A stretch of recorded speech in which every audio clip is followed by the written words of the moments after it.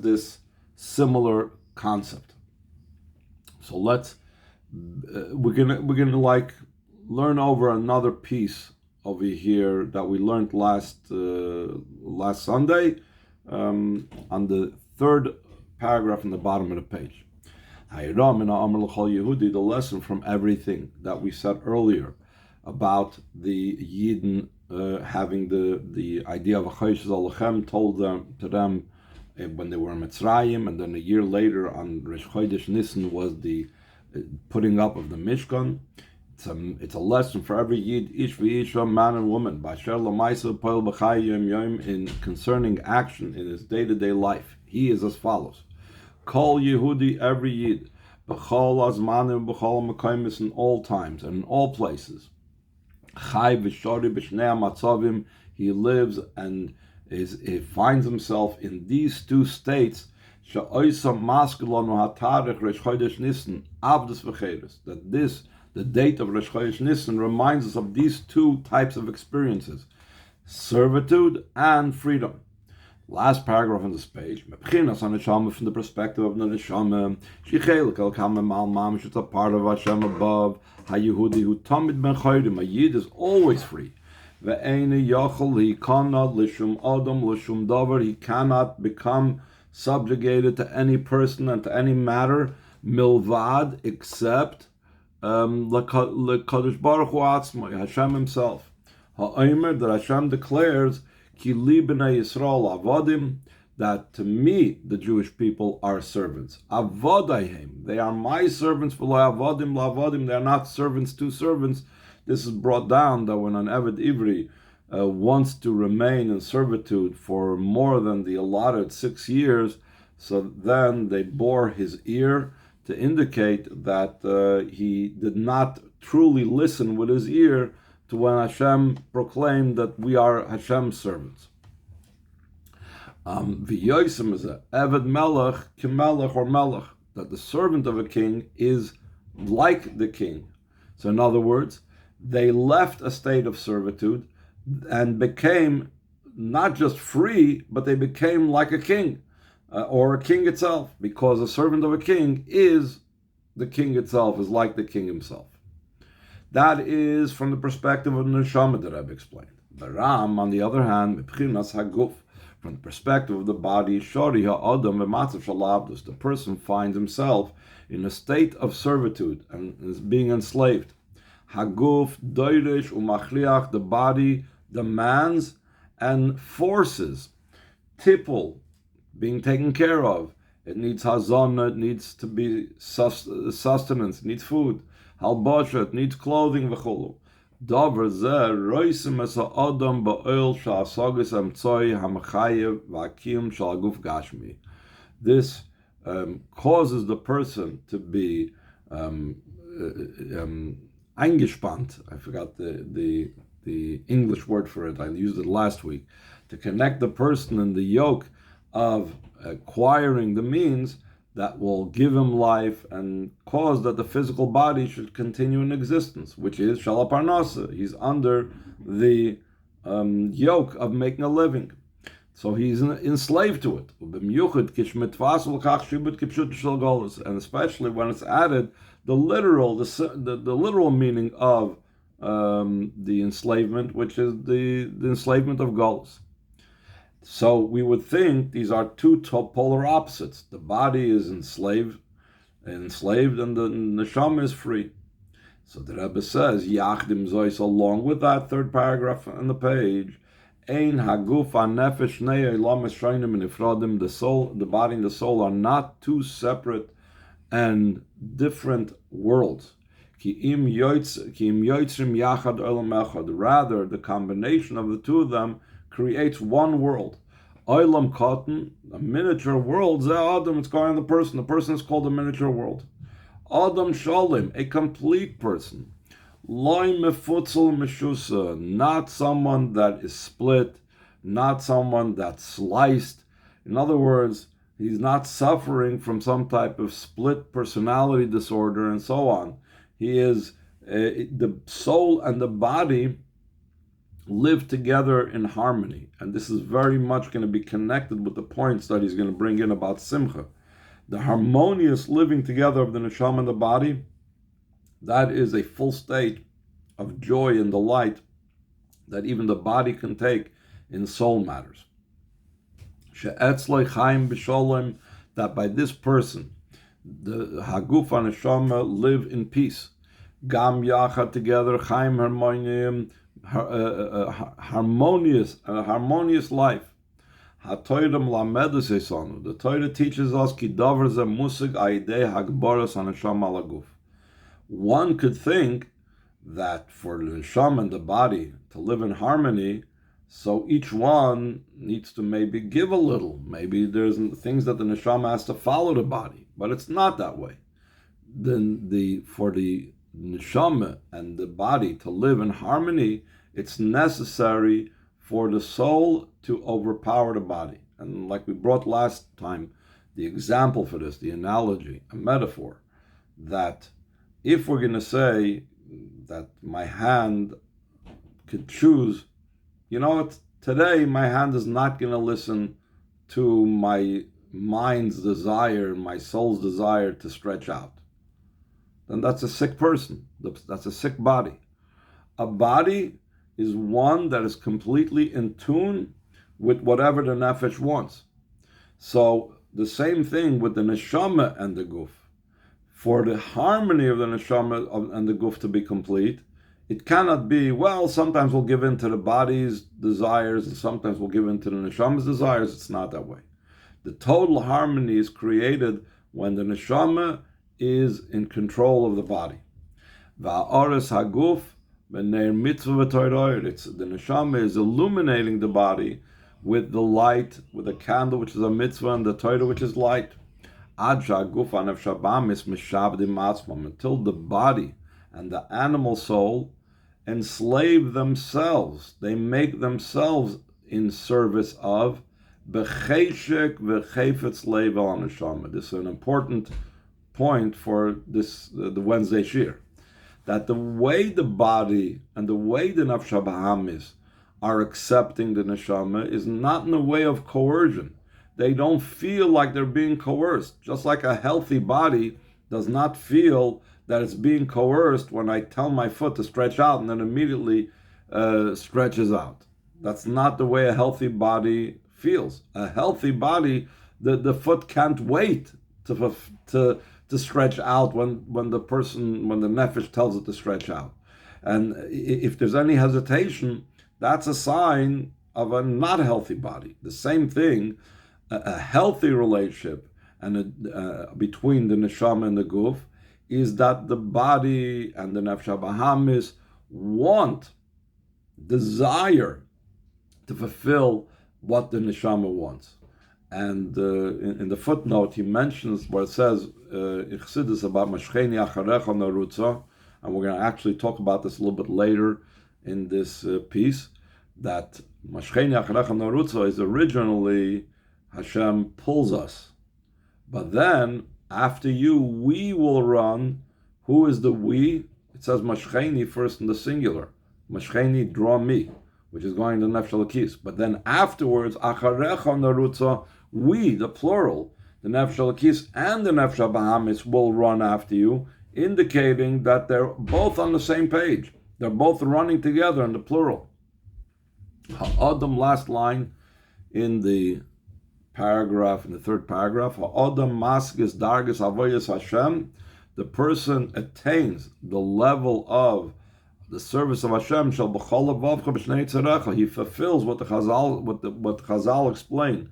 What we say in Krishma, to love Hashem with all your heart. Why does it say b'chol levavcha with two vases? It should have said it b'chol libcha with one vase. That comes to teach you need to love Hashem with both your Yetzer Tov and Yetzer Hara. That means that your Nefesh habahamis desires and wants and enjoys following through on what the neshama is about. Up till here we reviewed something that we learned already previously in the Sunday Shiur. Now, this is the part that we didn't get to yet, and here is the part that's going to be emphasized, the idea of Simcha and the physical world and so on. Korban Pesach is Chibur Haguf HaNefesh. The Korban Pesach is unique in how it symbolizes the joining of the body and the soul. Hanakuda Amura, the above mentioned point. Shetafkida shel Yehudi hu litzar yichida achas migufi v'nafshei. V'lasas ha'olam shus hayachid, that the job of a Yid is to create one entity out of his body and his soul, not two different entities that each one has their own interest. And in a similar vein, not only does he make his body and his nefesh into a single entity, but he makes the world into a single domain, meaning that the world does not perceive itself as something independent, something separated. Rather, that the world is seen as a home for Hashem. Like the Rebbe brings in the footnote, the word that always says, that Hashem, from Basil Gani it says that Avram Avinu called out Hashem Keil Olam, not Keil Ha-Olam. If he would have said Keil Ha-Olam, that's making a separation between Hashem and the world. When you say Keil Olam, that means it's identified together as one. So this union of body and soul, which results in a union of Hashem and the world,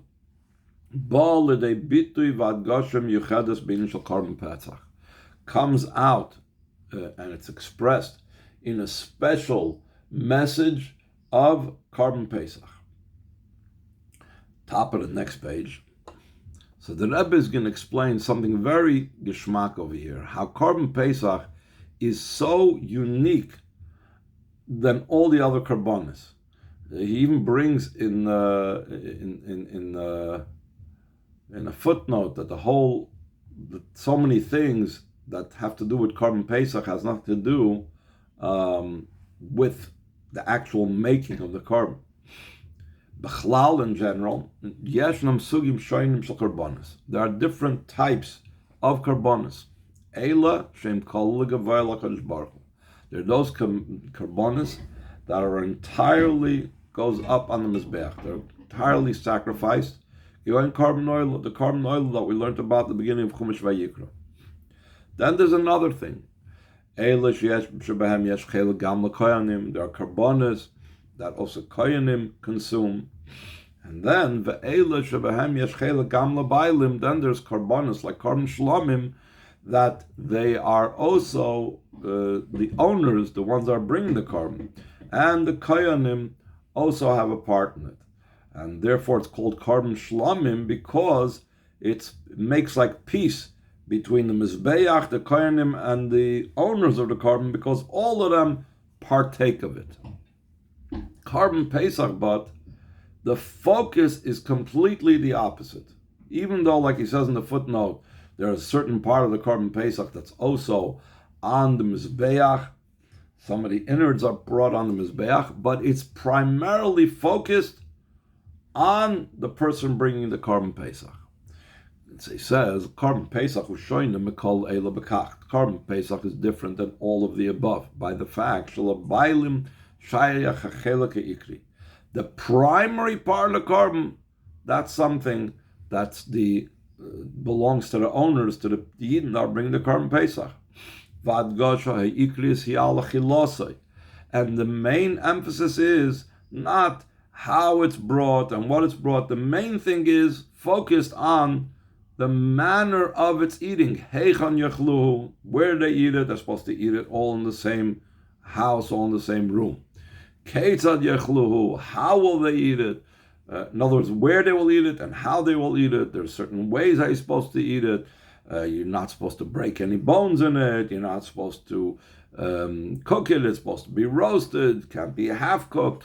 In Mitzrayim, they had to eat it with their, with their traveling clothes on, and imayachlu, and what they should eat it, they have to eat it together with matzahs, and they have to eat it with bitter herbs. So such a focus is all about the consumption of the Korban Pesach. We don't have any other korban that is so focused on the details of the consumption. All other korbanos, it's mainly focused on the mizbeach, and also maybe what the koyanim do, but the main focus is on the like spiritual thing, not on the owners of them eating it. Like the expression of our Chachamim that the entire Korban Pesach was only brought, essentially, its whole purpose was for eating. Other Korbanos are meant to be brought on the Mizbeach, and then, yes, there's also some components of it that you eat. Korban Pesach is not that way. Korban Pesach, the whole focus is being brought for people to eat it.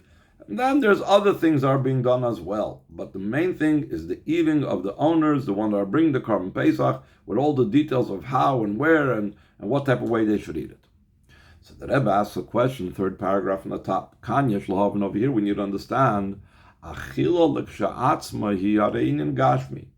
eating on its own, it's a physical matter. Hakosher and maguf. It's connected with the body. And what did we say before? The body's eating is showing about the enslavement of the person. He's entrapped. He's in servitude to the body's needs. It's an idea of enslavement and being under the control of the body. Like we said earlier, and despite that being what the normal eating is about, all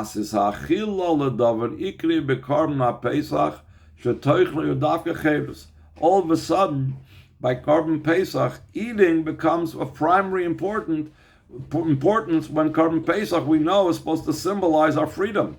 How do we do the eating, which symbolizes servitude, with the Korban Pesach, which is the idea of freedom? But Ram, so the Rebbe says, yet, he anisanis. This actually is the very reason why. When a person eats the Korban Pesach, not out of a sense of hunger, in other words, the need, the idea that I feel enslaved to my body, because it actually says that the halach is that we have to eat the Korban Pesach on ala soiva. We have to eat it like a rich person eats food, not out of hunger. We have to eat it when our belly is already full. Or we're not eating it as well because it's tasty. It tastes good. Rather, we are eating it entirely because this is a mitzvah of Hashem. And following all the specific halachas that Hashem said, how it should be eaten, where it should be eaten, when it should be eaten, etc. So now the eating turns into a holy matter. And like we know that there's a bracha that in the times of the Beis HaMikdash, when they ate it, so that we made the bracha said, Asher kiddushanu b'mitzvayso v'tzivanu lechos haPesach.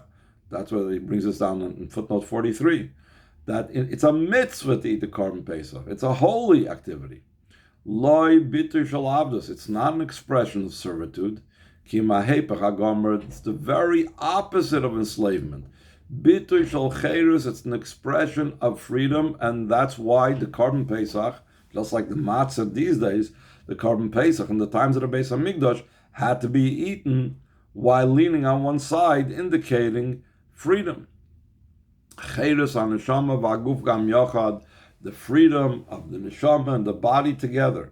Not just the freedom of the neshama, but we are drawing in that the body experiences and joins with the neshama and is through that freed. And like it was pointed out, this freedom is also acquired even in Golus, even in Mitzrayim, the lowest of the exiles. Even there, we had experienced the freedom of the Korban Pesach. So now, as I mentioned earlier in this series of letters, the Rebbe spoke about that the other thing that took place on Rebbe Chodesh Nisan was the putting up of the Mishkan. So the last line of this page, Kach gam bekesher lemishkan lakrovas hakarbonos. So too, in connection with the Mishkan, the offering of the karbonos, shahayu la'achar matan Torah, that took place after the giving of the Torah, that we said that the giving of the Torah was an idea of freedom. They were b'nei chodim, they like it says, that the words were engraved on the luchos, charos, al tikra charos, al cherus, it's freedom. Lamrois shel matan Torah on the bnei Yisrael bedargas si shel ruchnis. Though in matan Torah the Yidden were on the highest spiritual state, like the Chazal say, even any negative effects of the sin of the tree of knowledge, the sin of the Eitz Hadas, left them. That's how spiritually elevated the Yidden were by the giving of the Torah. Ad lemotz matzav shel parchon nishmasen, until such a state that it says that on every one of the Aseres Hadibris that Hashem spoke, their neshamas flew out of the body, mehivoik ziv his galas alakus, from the brilliance of the revelation of godliness was so powerful and so awesome. So harei yachad maluchas hashnias, along with that, this following the most spiritual state of the giving of the Torah, afterwards, when they received the second luchos, they received the command va'asuli migdash. They shall make for me a sanctuary, a physical place, lasis mishkan migdash l'shchina alekis, to make a tabernacle, to make a sanctuary, a place of residence and rest and residing of the godly Shechina, mizav v'kesef, from gold and silver, either shloisha aser, chamisha aser, achumre magashim. Either there's a way of counting it that there was 13 physical items or 15 physical items that were used to make the Mishkan. Here, all of a sudden, it's just like what we said about the Korban Pesach. You go from this utmost spiritual state of Matan Torah, and what happens? You are dealing with the most mundane physical objects. When eventually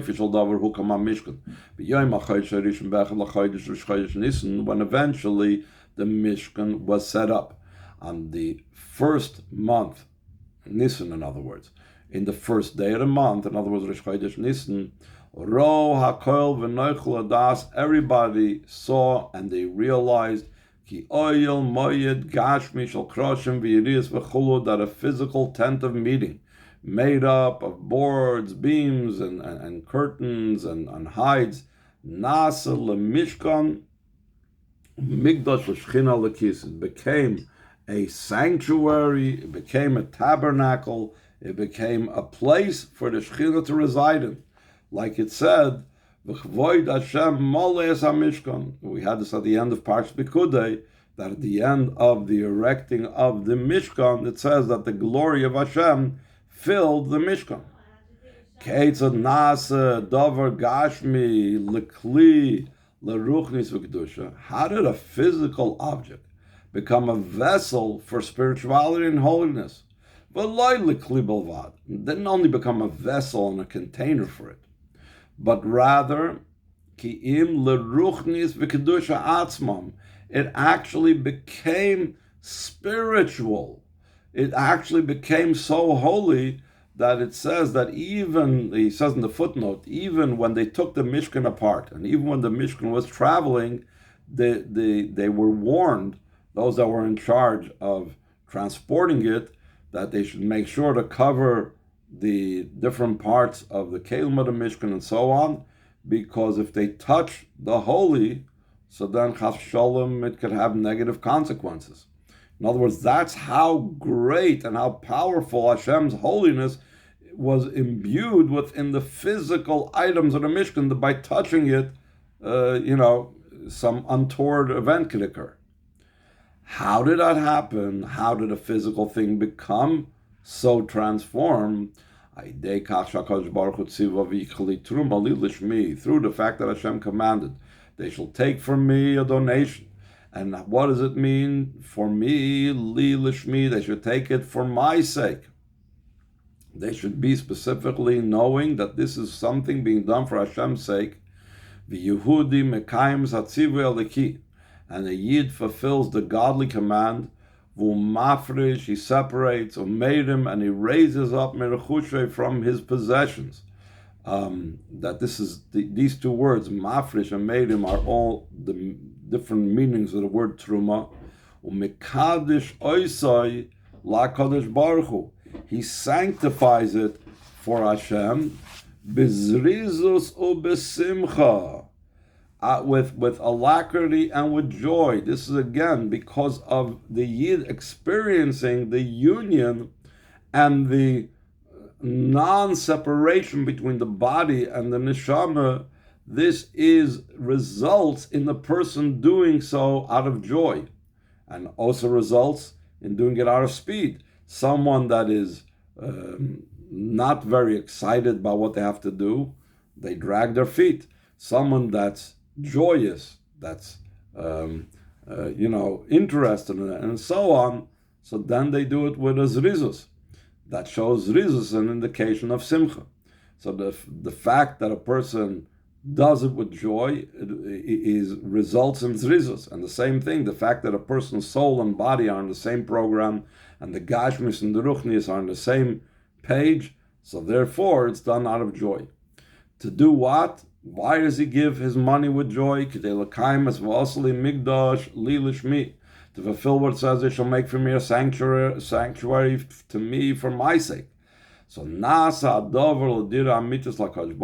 then, because of the Yid's devotion and simcha and alacrity, it becomes a true home for Hashem, like Hashem says, I will dwell amongst them.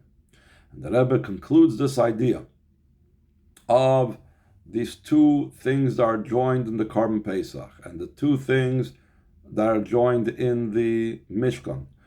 In other words, which reflect the soul and the body joining, the same thing, the Neshama and the Guf join, and the two aspects of the Korban Pesach, the physical eating and the mitzvah of it, and the same thing, the physical items in the Mishkan and Hashem's presence. So the truth is, this is to be found in every mitzvah. Kach gam b'chol mitzvah b'chol mitzvah shehudi oisa b'simcha v'tulevav. So too, in every mitzvah and all the mitzvahs that a Yid does with joy and gladness of heart. If he's missing the joy and the gladness of heart, so then the body is not really involved over here. It's the neshama that's doing it, but the body is really not with the program. It's just being coerced into doing it. But when a person does the mitzvah out of joy, the body is rejoicing with the happiness of the neshama. And in his heart there's a delight and a pleasure. That through the body, and via the body, misbatzas kol ha-mitzvahs b'maisa poyol. All the mitzvahs are accomplished in actuality. That is his joy, that is his excitement, that's his pleasure. Oh, so then when he has that, miskayim hakosav achrecha narutza, what we mentioned before, then it's fulfilled what the pasuk says, that we will run after you. Narutz anachnu, b'lashon rabim in the plural. Why is saying the plural if the pasuk begins with mashcheni in the singular? It's indicating haneshama v'aguf yachadov, the soul and the body together. Roitzim, they want v'chafetzim, and they desire lasos dira loy lakadosh baruch hu yisbarach, to make a home for Hashem yisbarach in this world. Because they are both on the same page as expressed in the idea of simcha. So this was the part that we left out last week, and this is the simcha part.